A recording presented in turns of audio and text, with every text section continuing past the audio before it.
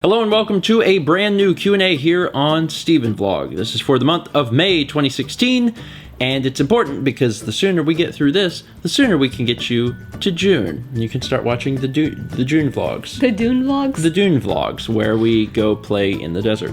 First question is from Jmeister J8D, and he says, did you ever imagine Itoi would be on the vlog, and how surreal was it meeting him? It was really surreal.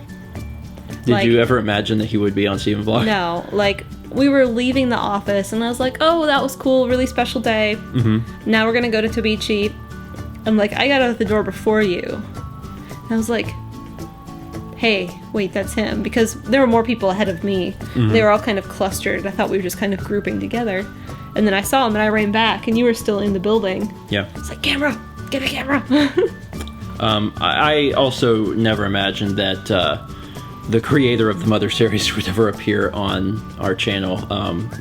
That's just not something I ever, thought possible.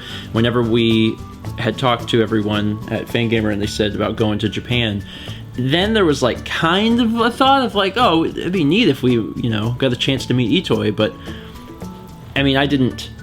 It was one of those things sure, it could happen because I knew that Lindsay had connections to Hobonichi, but it wasn't something I was planning on. It was not something they ever told us about either, so it was not until, right then. Of course, it wasn't even planned to meet him. We were just touring the place. It was just a coincidence that we ran into him, but it was a really good coincidence, and it was very surreal. It was I don't know, I don't have, and we talked about this in the Reflections vlog, but I don't really have the whole hero worship thing with him or really anybody, but it was still super cool to actually have a chance to see him in real life. That was a really cool feeling. So yeah, it was awesome.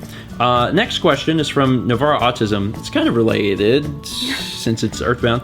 Why does the Runaway Five from Earthbound have 6 members? And Novaura Autism said that he watched Emil's Let's Play, and Emil never addressed it, and there was a Did You Know Gaming on Earthbound. It was never addressed. And if you've played Earthbound, you'll know that whenever you play through it, there are 6 people in the band. And there's some theories that the keyboardist doesn't count, and that's the reason. So it is actually the Runaway Five, but there's a keyboardist. The real answer is that it's a lot simpler than that. In the Japanese version of the game, in Mother 2, they're called the Tanzora brothers. Has nothing to do with 5. 5 was something that was localized here. So it was called the Tanzora brothers, and it was obviously a parody of the Blues Brothers. And whenever copyright. Yeah, they couldn't call it the Blues Brothers, so they called it the Tanzora brothers. And whenever they brought it over here, it was localized to the Runaway Five, which brings about an entirely new question. Why did they localize it and call it the Runaway Five? It's obviously the Runaway Six. The only thing I can come up with is that even though, throughout the game, you see them with 6 members, but in the final scene of the game, whenever you are praying, when you're battling Gygas and you're praying, the scene where the band members come out and do their little prayer thing, there's only 5 of them. So my guess is that early on, maybe in development, or early on in localization, they saw that scene and they were like, okay, there's 5, Runaway Five. And then it just never occurred to them that there was actually 6 members. So, of course, that also brings about, why is there only 5 in that final scene? Don't know. No idea. Maybe the keyboardist doesn't count. My favorite part is I want to say gong, but it's not a gong. The gong? What are you talking about? The hi-hat, not the hi-hat. The hi-hat. Not the snare. The hi-hat. The hi-hat, it just moves on its own. Where it just moves on, okay. I had no idea where you were going. I was like, what was she talking about? Hopefully, that answers your question finally. Next question is from Emily Gunter. What's your favorite episode of King of the Hill, and who is your favorite character? I like Dale best. Dale is... Pocket sand. Pocket sand. Dale is a great character. To be honest, I don't know if I could come up with a favorite episode because there's so many good ridiculous good ones. Some of the ones that stick out are when they go to the cow or horse ranch. It's Peggy's family. Oh yeah, that one's good. I was gonna say the Boggle tournament. Mm-hmm. The Boggle tournament's really good. But like, I don't know if I've ever seen like a bad episode of King of the Hill. Actually, I know what my favorite episode of King of the Hill is. It's the one where Bill joins a men's choir. Oh yeah. Just for the line, the one line at the end of the episode where Dale just like unleashes all of his hatred towards Bill about how he joined this choir. And I can't remember the quote, but it's you are the feces. Like, you are the feces of the whatever. It's like this long string of insults towards Bill, and that's probably my favorite episode because of that. I like the part where Khan sneaks in to their house, and they're like, "Oh, Peggy who?" And they're like drinking their juice. Do you remember that one? And no. They're like pretending to be Hank and Peggy. Oh yes. No, I do remember that one. God, the if anyone hasn't watched and spent a lot of time watching King of the Hill, I'm sure it's not for everyone, but it's good. It's really good. I think it probably is my favorite television show of all time. And the characters are so good, like all of them, and they're all very. It's hard to pick a favorite because they're all so very important, and they all have very different personalities. Like Hank and Peggy, like just analyzing those characters, like they're fantastic characters, and they bounce off of each other very well. And Bobby, and God, I could go on and on. Anyway, next question is from Rene Sanchez. Mal, is there a project you tried that didn't work out, either for your personal art or with your students? There was an episode of MalMakes that never got released. There was an episode of MalMakes that never got released, early on, actually. I did a full painting, and we weren't happy with it, so I tried some things, and it totally ruined it. And then I took it off the stretcher bars, cut it up, and put it back on stretcher bars that were smaller for the part I liked, and that's it. Yeah, there. It was episode 3. Episode 3, and I know on MalMakes, Mal was always very adamant about saying that, you know, this is how I fixed my mistakes. Yeah, if you mess something up, you can fix it. But in what you had done, it was something that I could have painted over it and started completely over, but I liked part of it enough to keep part of it, but not to make it an episode. Yeah, and it was Journey. Yeah. By the way, yeah, I don't think we've ever said that. Yeah, Mal had started and nearly completed a painting for Journey, and it was a completely different scene than the one that ended up coming out. She had painted a different one where it was like the Guardian. Yeah, the big white Guardian was in the room looking down at the Traveler. The Traveler. And there was just a few elements that ended up getting screwed up, and the mouse tried to fix it, and then some of the things got a little worse, and by the time you were done with it, it was like, let's set this aside and just start new. You basically decided I need to start over. So yeah, fortunately that's only happened once, but I'm proud of you for overcoming that, because that was early on in the series. It would have been very easy to get discouraged by that, but you were like, no. And I'm really happy with the final product of the video that came out. Yeah, and I mean, do like it better than what I had done. Yeah, I was going to say, no offense to the one that you had been working on, but the one that came out was so much better. Like, it's incredible. In fact, anyone who sees that feels like it looks like official game art. Like, you hit the style perfectly, so. I'm proud of that one. So it's not that I'm happy that you messed up a painting, but I'm secretly happy that it didn't work out because something better actually came out of that. I agree, though. So. Anyway, next question is from Brandon C. How do you decide on which colleges to consider and attend? You want me to go first? Sure.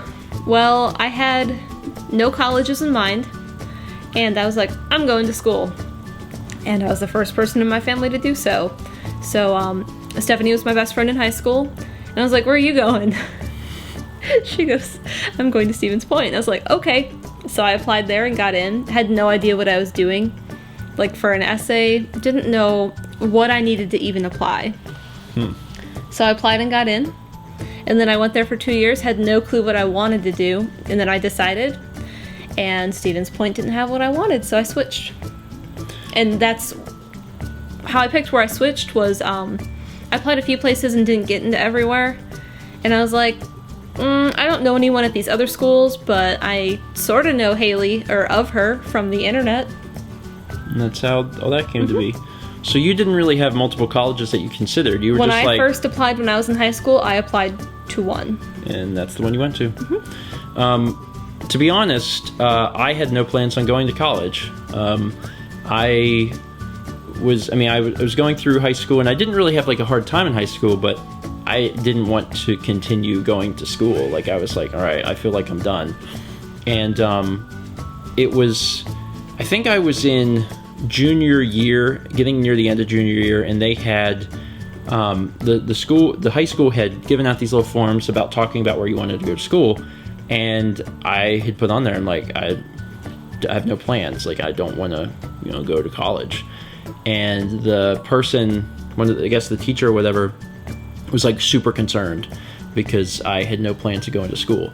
But my parents didn't go to college, and my parents wanted me to go to school, but as far as like how I felt about it, I was like, well, your parents whatever. did do continuing education. Yeah, they did continue education. They just never went to, like college. University. Yeah, university, college proper. And I just, when I was in junior year, I had not given it any thought whatsoever. I didn't really care.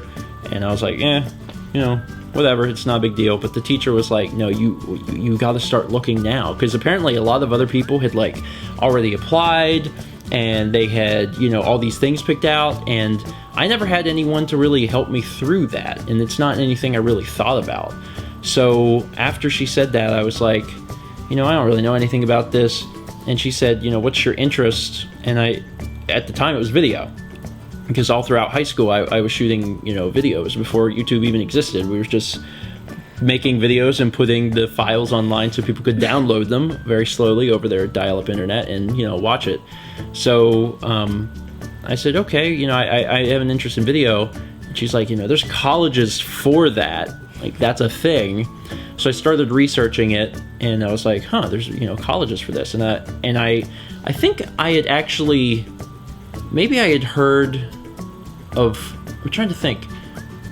I ended up finding out about Full Sail, which is in Winter Park, Florida, not too far from Orlando. What about the school in Washington State? Oh, the DigiPen. Yeah. Okay, yeah, actually, if you back up quite a bit, when I was in middle school, DigiPen started doing this thing where like you could do this online summer camp to learn like how to make games or whatever. And DigiPen for a long time was like where I said, I was going to go to school to do DigiPen or whatever, because that's how you got into work into Nintendo. And it's like you go to DigiPen and then you work at Nintendo.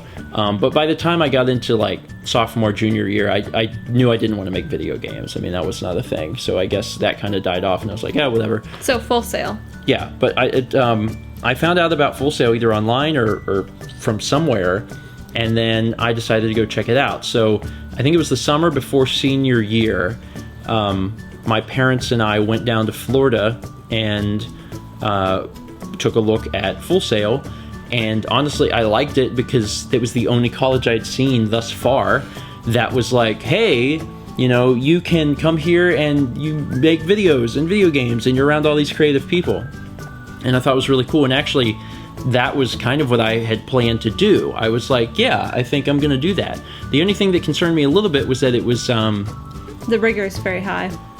It's accelerated. Yeah. It's not a 4-year program. You get a 4-year degree, but you get it in like 18 months or something. It's like super crazy. Like everyone that goes to Full Sail, like if you have any friends that go to Full Sail, they are superheroes secretly, because it's an immense amount of work, because you're doing 4 years worth of work in like 18 to 24 months or something like that. So it's really, really fast.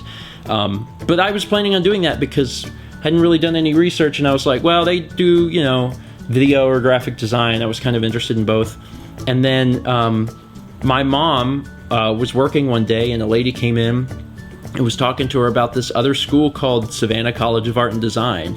And they said, it's a really nice art school in Savannah, so it's not super far away. It's a normal, schedule. It's 4 years. And my mom came home and said, you should look into that. So I looked into it, and I liked the idea of extending out the education for 4 years and having it be a little more relaxed than the fast pace that Full Sail was. And that was that decision. It was like, okay, sure, I'll apply. And I applied, and I got in, and I got a scholarship, and I was like, well, I guess I'll go there. And that was the entire process. Now, to answer your question, should you decide? Yeah, you probably should not do it that way. Yeah. You should probably do some research. You can base it off of where your friends are going, because your friends are probably going to, at least some of them are going to go to bigger universities that have multiple options. So you could go there and be with people you know and still get an education in the field that you want to get. Mm-hmm. But you should really do more research than we did, because I was like, college is dumb, whatever. Oh, there's a college that you can shoot video. I guess I'll go here. And Mal was like, I want to go to school, but I don't know anything about what I'm doing. Stephanie, where are you going? All right, I'll go to school there. So, like, you should not pick a college that way.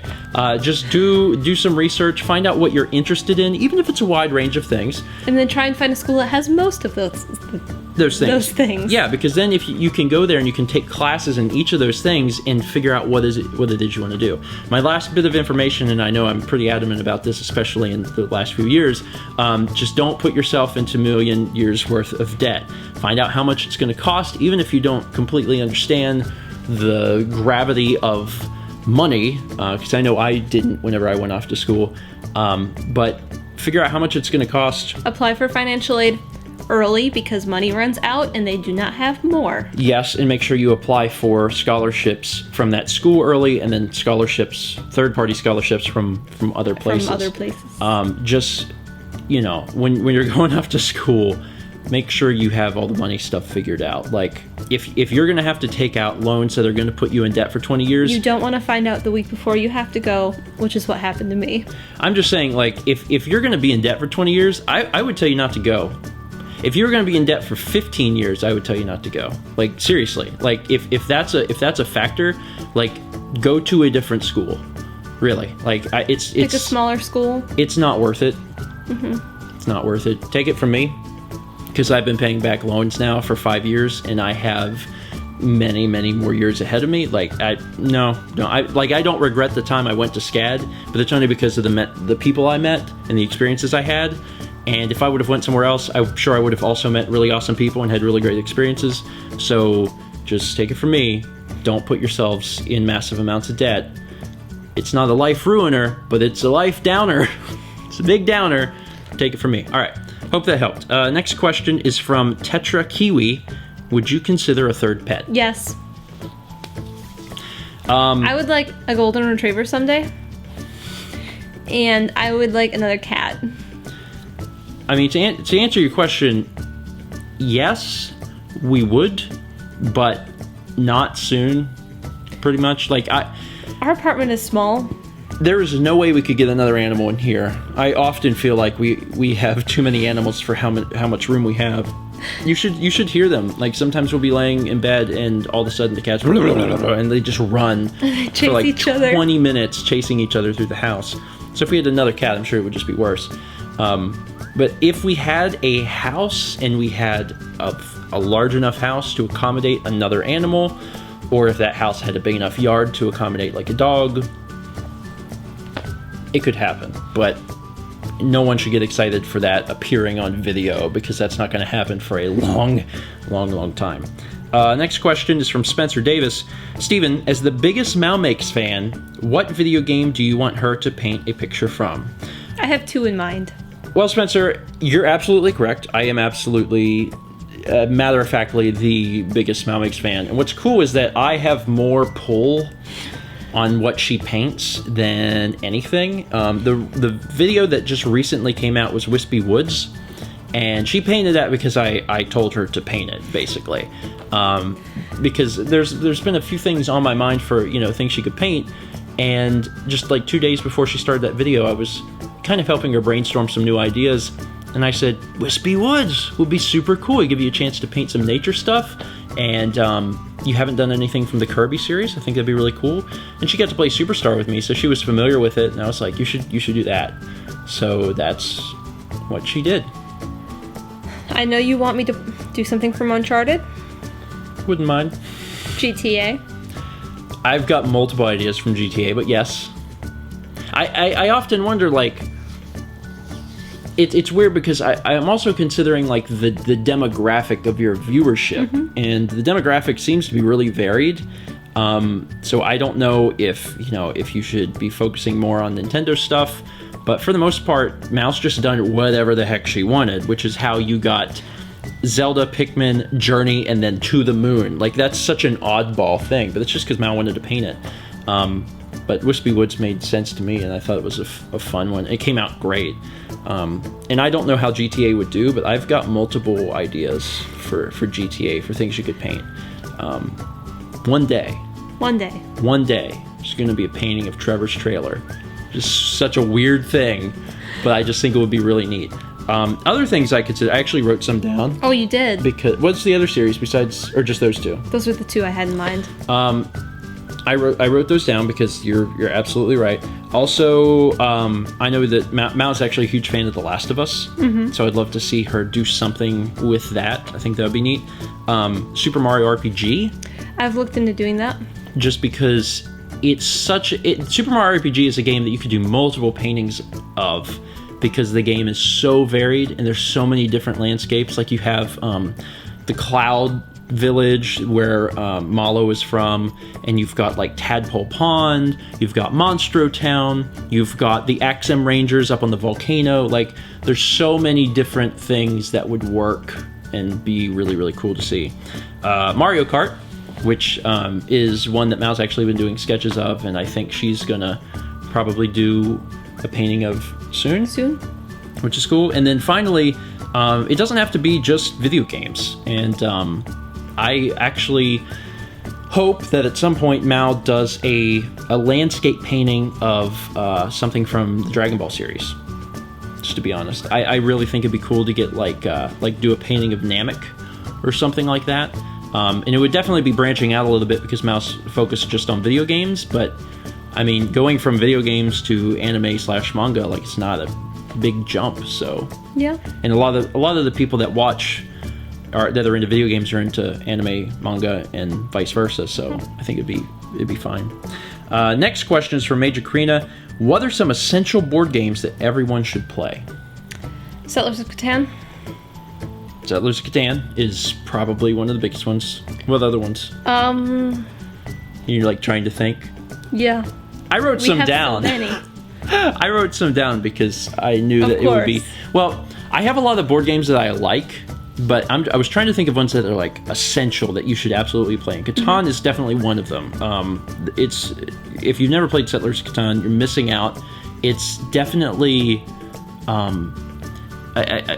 the thing that makes it so good is that it's a trading game, because you can't progress without the help of others. Like, it's just such a interesting format. And there's all these different ways that you can win, because you can get longest road, and you can do all these things to earn more victory points, and some of the victory points are secret. It's a really great game. Scrabble. What right? if you're not good at words like me? Well, then, you always win at Scrabble. Then don't play. But I'm just saying, like I feel objectively Scrabble is actually a really fantastic game. I think it's well designed. I think it's fun to play. Obviously, if your vocabulary is larger, you have an advantage. But at the same time, it's fun. Like, it's a really good game. Like Monopoly, pretty much objectively a bad game. But Scrabble is actually really, really good. Doesn't mean Monopoly's not fun. Although it can be fun for a bit. It's fun for a little bit. And then if you're winning, it's fun. And then if you're winning, it's fun. And then it's not fun. This one will come out of nowhere. Chinese checkers. It's been a long time since I played that. If you can get a good, solid 6-player game of Chinese checkers going... I've never played more than 2-player. Oh, I've played a 6-player game of Chinese checkers, and it's awesome. Like, it's... Because there's so much movement going on. You could do. Like, it's... I don't know. Especially as a kid, it was very exhilarating to do that kind of thing. But, like, playing a 6-player game of Chinese checkers is awesome. Or 3-player. I mean, but if you can get 6, it's great. Another game that I feel is essential and also doesn't require like a board to play is Balderdash. And if you've never played Balderdash, it's a game where especially if you get like the actual version, but I'll just tell you the cheapo version you can play on your own. Get a dictionary and look up a word, right? That's a little crazier. You could probably go online and find like crazy words or find a list of balderdash words. They're real words and they have real definitions. And then what you do is you get people to play with you and you say the word is, something, blah. And then everyone has to write down what they think the definition is of that word. And then they hand them all back to the judge for that round. And the judge reads them in a random order and mixes in the actual definition. And then everyone votes for what they think the real definition is. And if they get the real definition, they get a point. And then for every person's that they guess, they get a point or something. But it's like super, super fun. So I like that. And then last but not least, I've never played this game, but I've heard so many good things about it, I decided that it was essential and threw it in here. Ticket to Ride. We've never played I've heard great things. Yeah, we've never played Ticket to Ride, but it frequently comes up on like best board games ever lists, so I'm putting it in here even though we haven't played it. So those are some of the ones that I feel are like super, super essential. There's definitely other fun games. Cards Against Humanity is fun. I feel like it becomes a lot less fun after you've played it 20 to 30 times, but still, it's pretty fun. Coup? Yeah, Coup is a lot of fun. What's the one that's like Coup? Avalon. Yeah, Avalon. Like, there's a lot of other games that are definitely fun, but as far as essentials, I feel like those are probably some of the essentials. The next question is from Tenda Kraut, and it says, how do you decide what your audience is and is not allowed to see or know about your life? How do we decide? I have no idea. I think it's pretty easy, actually. Longtime viewers of the vlog will know that there are certain things that are just off limits that we don't talk about. There's three, actually. Religion, we don't ever discuss religion. Politics, we never discuss politics. And personal. And personal is very vague, but it's just stuff that we decide, personally not to share. Religion and politics is easy for us to not share because we feel like it should not, we feel like that has nothing to do with the vlog, really. Like, there are channels out there that are dedicated to religion. There are channels out there that are dedicated to politics. And if you want to discuss that kind of stuff, there's places for it. But we don't. we don't want to discuss that. And we feel like those are things that alienate people very quickly. People are very passionate about both of those subjects. And it's way too easy to, piss off lots and lots of people very quickly. And for what? We're a channel where we talk video games and, make food and things like that. So it doesn't add anything to our channels to discuss that. The last thing is personal. And it's really just whatever we decide is personal. Obviously, we don't talk... realistically, we don't really talk much about our, love life. Like, people can tell that we have a relationship because, we got married and stuff. But we're still, and we're still, here. But, we don't... we're really not into, public displays of affection. Mm-hmm. We're not... That's not a big thing. You could probably count the number of times we've, shown affection like that, like kissed or something on camera. You could probably count that on one hand, just because we're not, I don't know, a lot of that to me feel like is for us. Our relationship, I don't want to brag, our relationship's really good, but it's one of those things that it's for us. It's not a show type thing. It's not oh, look at us, how much we love each other, how much we that's not what I want the videos to be about. That's something that we share together and I don't want to discuss. Other personal stuff can just include some family stuff. If something goes on with the family, the vlog is about my life, our lives, and I don't really like to drag other people into it and be this is going on with so-and-so or so-and-so. I really try not to do that. Any type of medical stuff, I try to I try not to talk about unless it's like a big thing, just because I don't like to worry people, and I don't want anyone to ever feel like we try and do something, I don't know, for attention or something like that. Like, I'm super sick with this thing. I would rather just not talk about it until it becomes such an issue where, like, I have to mention it. That's kind of my view on everything. Anyway, that leads into this last question, which I wrote, "Please don't break up," from multiple commenters. And that's not what they said at all, but we had multiple commenters on the Q&A last month who asked pretty much all the same question. They wanted to know about our relationship and how it was affected by the amount of work that we had, how stress affects relationships, and the problem with perfect video love. Showing only the good stuff of our relationship. Yeah. And the reason this came up, and the reason so many people brought it up, is apparently another big YouTube couple, Prank versus Prank, apparently they broke up. So as soon as that happens, there's a ton of people that, come over here because, they also watch us, and they say, hey, we're worried about you because these people broke up because they cited that there was stress because of the channel. Stress because they made videos all the time or whatever. And this is nothing new, because when there's a few years back, Charles Trippy and Ali Speed from CTFXC, they got a divorce. And as soon as that happened, there were so many comments that came into our videos and Twitter and Facebook, and they were all like, are you guys doing okay? And, it's okay to take time off and do things for yourselves and all this stuff.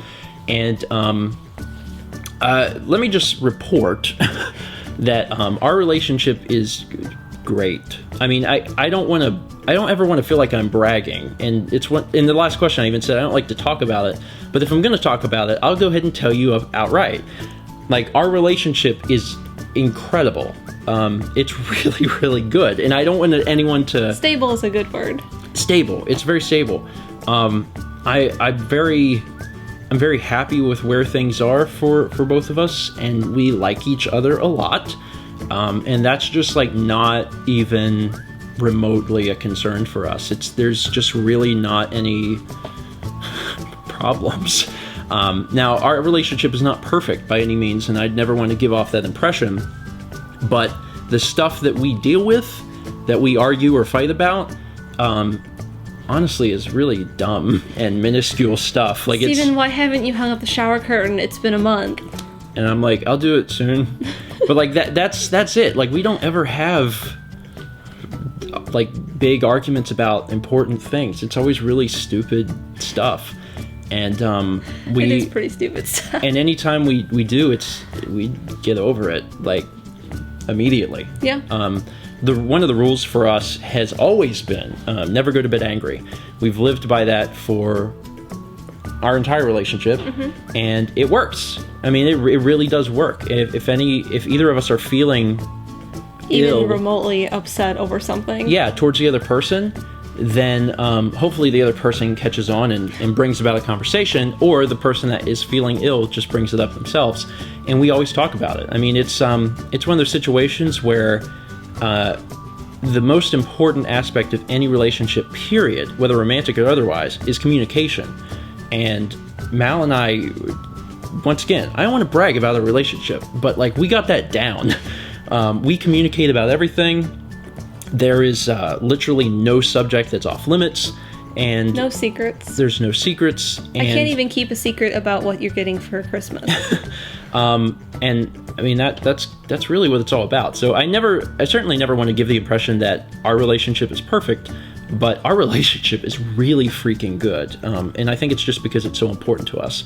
We don't show a lot of that stuff on camera because that is, for me, it's between us. But that's not what the vlog is about. Yeah, but like, I mean, that's kind of how we handle it. Now, as far as stress affecting relationships, of course, that's a very real thing. It has nothing to do with video making. It's just stress. whenever there's stress in people's lives, can it affect a relationship? Absolutely, whether romantic or otherwise. And when we get stressed, sometimes we get a bit snippy at each other. That does happen. But, like, have we ever been, like on the verge of a breakup or a divorce? Like, oh God, like, not even close. It's just never been an issue. We're very happy together, and I don't see that changing. We just formed a business together, and it's really not a problem. And I think moving forward, the best thing to keep in mind is that we communicate often. We believe in honesty, and as long as we continue that, I don't really feel like we're going to have a problem. Now, does stress, affect relationships? It does, and we do keep that in mind. We work a lot. I mean, last year I said we released 1,100 videos last year. That's a lot of videos. But also, through all of that, people don't get the chance to see the stuff that we don't show. They don't see that when it is too much, that we do take a step back, that we do spend time, maybe watching something on the couch, that we do go out for a dinner that we don't show on the vlog, that on a Saturday morning, we do spend extra time cuddling in bed and talking about things. Like, that's stuff that doesn't get shown, but that's stuff that happens. People don't get to see that there was one day that you came home from school and I had learned how to play a song, and I didn't want to show any of that because that was not, no offense, that wasn't for you, that was for her. Like, she came home and I had learned how to play and sing a song that we both liked, and you played it for me? I performed it for you, and it was nice. But that was not anything that I wanted to show, because it was just, just for us. So I feel like we are really open and honest with everyone, and we bring a large portion of our lives to video. But there are a few things that we keep to ourselves, and I don't think I'd have it any other way, pretty much. I think we bring all the important stuff to video, and for everything else, it's between me and you, and our relationship is really great. So, just saying. So I hope that answers the question. There was multiple comments about... There's a lot of comments. There's a lot of comments about this, and I'm sure that if and when another big YouTube couple breaks up or divorces, whether we'll get another slew of comments about this, but yeah, we're not concerned about that, and I feel bad for them, for the other couples or whatever, but yeah, we're doing good. So team. Boom, team. Thank you guys so much for watching. That is it for this Q&A. If you have questions that you would like to ask, you can do so using the comments down below. Just throw them down. Check the frequently asked questions. Yes, in the description is a frequently asked questions thing. It's actually a list of all the questions we've ever had, so check there before asking, because we may have already answered it. And if you asked a question last month and it didn't get answered, consider re-asking it. You can even ask that and another question, just because we left a lot out that we also really liked. So yeah. Anyway, that's it for today. Thanks for watching. See you next month for another Q&A.